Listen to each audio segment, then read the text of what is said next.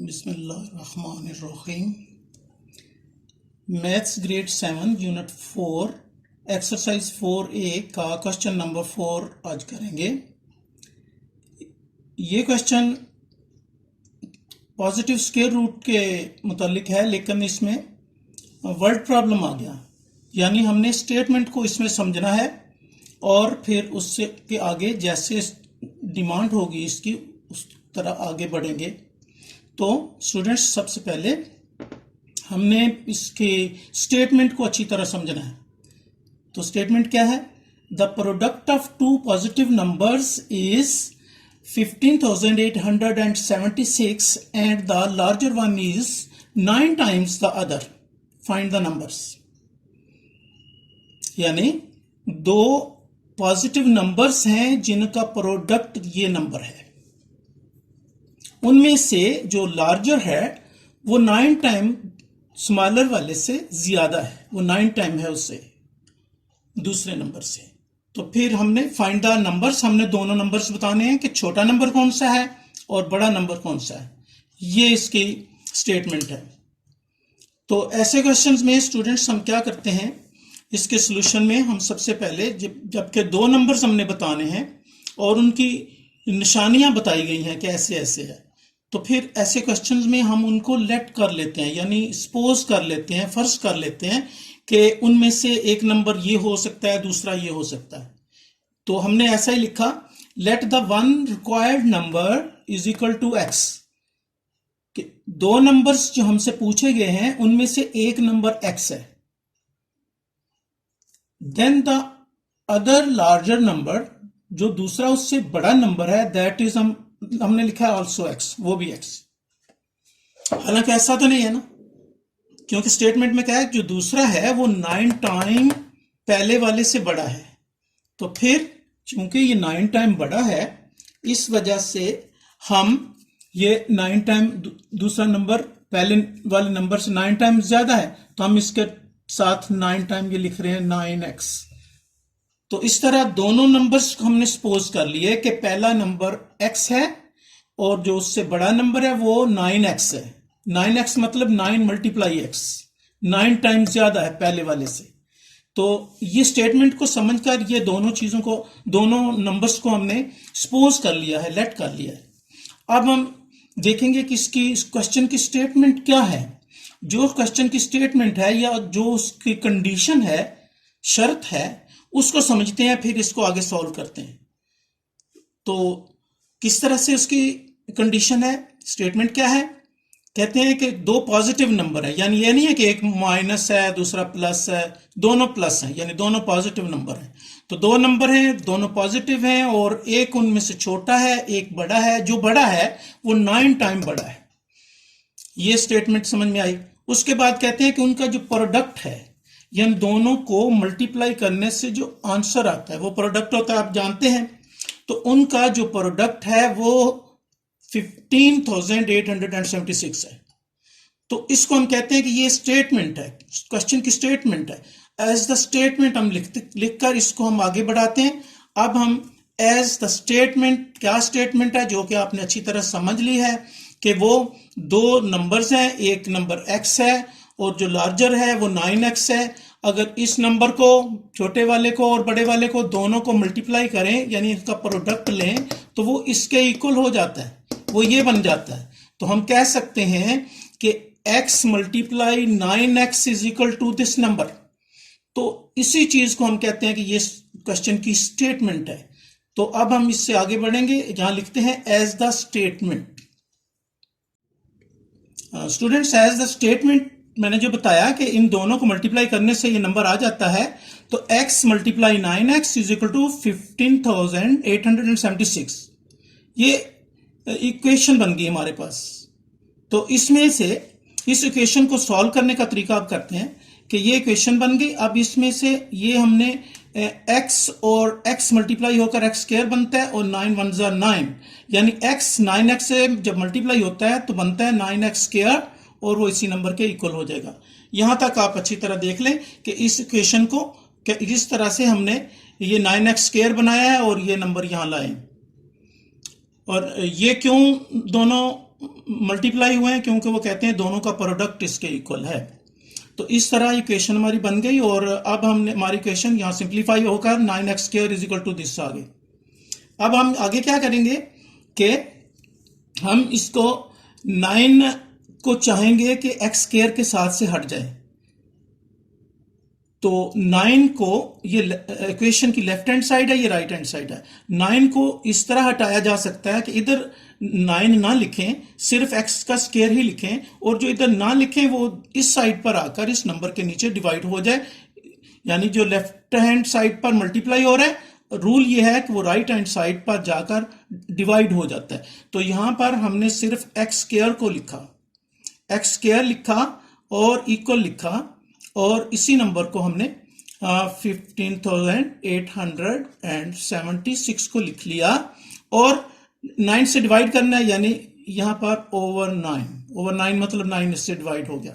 तो इस तरीके से हम इसको कर लेंगे कि x² is equal to this. अब देखिए ये x² आ रहा है, जब यहां पर x² आ रहा है तो हमें x² नहीं चाहिए, हमें तो x चाहिए, क्योंकि हमारा रिक्वायर्ड नंबर x है। जब हमें x पता चल जाएगा तो हमें 2 नंबर जो पूछ रहा है उसमें से एक नंबर पता चल जाएगा। तो हम इस x² को कैसे हटाएं, ये सोचना है, और जो इसका असूल होगा हटाने का फिर हम वो करेंगे। तो वो ये है कि स्टूडेंट्स, आपने पढ़ा है कि ये x का स्क्वायर है, यानी कोई भी जो स्क्वायर होता है वो स्क्वायर रूट से हट जाता है। तो हम अगर इसका स्क्वायर रूट इसके ऊपर लिख दें तो उसके साथ ये कैंसिल हो जाएगा। तो हम फिर इसको इस तरीके से करते हैं कि यहां हम x² लिखकर और ये इक्वल का साइन डाल लेते हैं, और इसी नंबर को हम पहले इसको डिवाइड कर लेते हैं ताकि इसका आंसर छोटा बन जाए। इस नंबर को 9 पे डिवाइड करके जो आंसर है वो यहाँ पहले लिख लेते हैं, फिर x का स्क्वायर हटाने की कोशिश करेंगे। तो हम इधर रफ वर्क में करते हैं कि 15,876 इसको हम 9 से डिवाइड करते हैं। ये रफ वर्क है।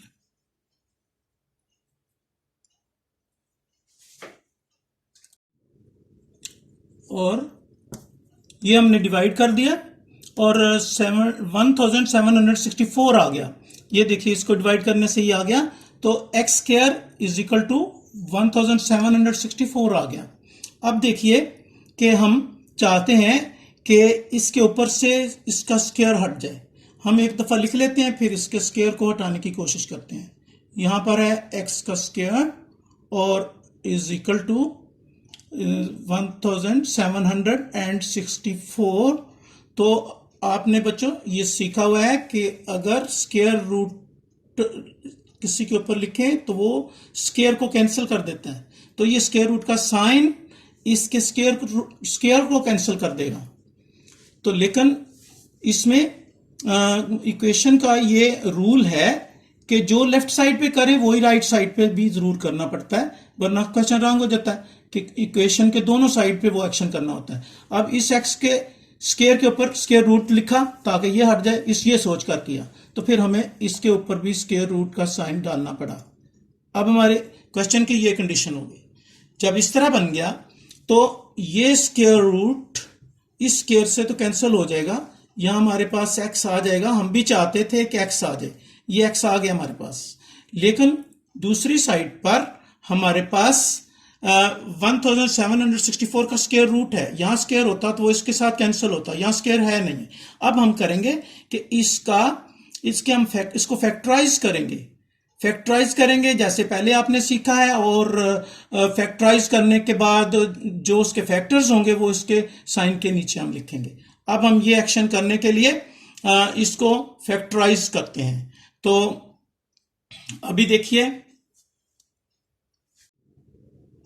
यहां हम लिख लेते हैं 1764 और इसको फैक्टराइज करते हैं जो आपने पहले सीखा है, लेकिन फिर भी मैं डिटेल बताऊंगा। यहाँ चूंकि 4 इवन नंबर है इस वजह से 2 पर डिवाइड होता है, हम 2 लिख लेंगे। 2 का टेबल 17 पर पढ़ेंगे।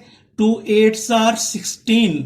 तो 17 से 16 माइनस करने से 1 रिमाइंडर आ जाता है, वो 6 के इस साइड पे ज्वाइन हो तो उसको 16 बना देता है, तो 2 8s are 16, तो उसके बाद 2 2s are 4, तो इस तरह इसने 2 ने इसको डिवाइड किया और ये नंबर आ गया। यहां पर देखिए फिर इवन नंबर आ गया, ये 2 से दोबारा डिवाइड हो सकता है, तो 2 4s are 8, 2 4s are 8, 2 1s are 1, तो इस तरह से ये 441 हमारे पास अब आ गया। अब यहां इवन नंबर नहीं है, अब 2 से डिवाइड नहीं होगा, अब किससे होगा, 4 4 8 और 9 9 3 से डिवाइड हो जाता है, इसलिए 441 भी डिवाइड हो जाएगा, तो इसलिए हम अब 3 से कर रहेंगे। 3 1s are 3, इस 4 से वो 3 माइनस किया, 1 रिमाइंडर इसके साथ ज्वाइन होकर 14 और 3 का टेबल अब इसके ऊपर पढ़ेंगे 14 के ऊपर, 3 4s are 12 और 2 रिमाइंडर आ जाएगा, वो 21 बन जाएगा, और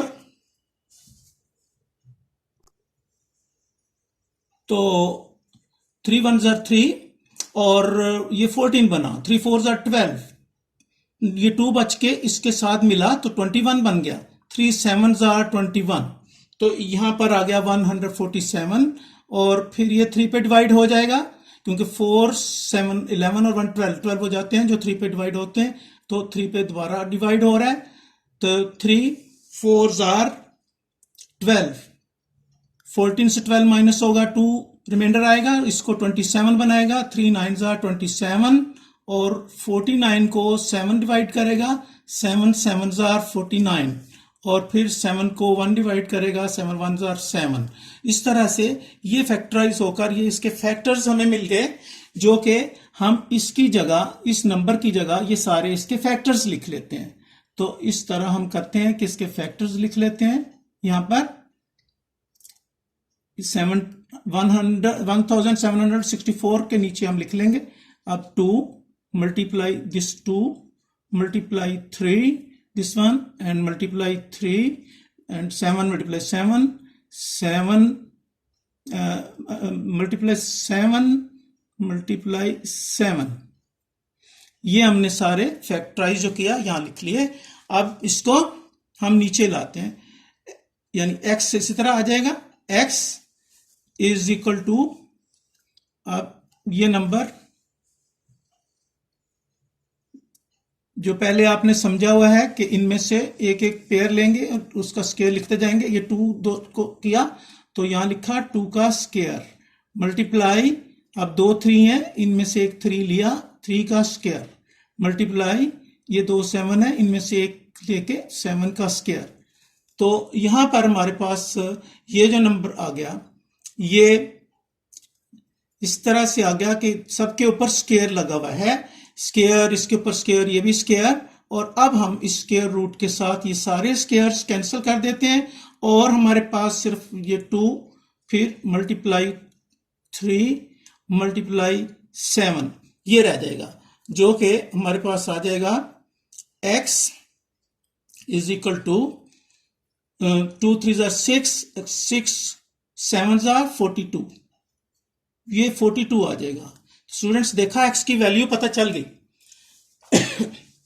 x की वैल्यू है 42, यानी कि x क्या है, x हमारा एक नंबर है, रिक्वायर्ड नंबर जो वो पूछ रहे थे वो x पता चल गया कि उनमें से एक 42 है। जब एक 42 है तो दूसरा 9 टाइम उससे ज्यादा है, यानी इसी 42 को 9 से मल्टीप्लाई कर देंगे तो हमें दूसरा नंबर मिल जाएगा। तो इस तरह एक नंबर हमें मिल गया 42 और दूसरा रिक्वायर्ड नंबर 42 को 9 से मल्टीप्लाई करने से मिलेगा, तो वो हम करते हैं।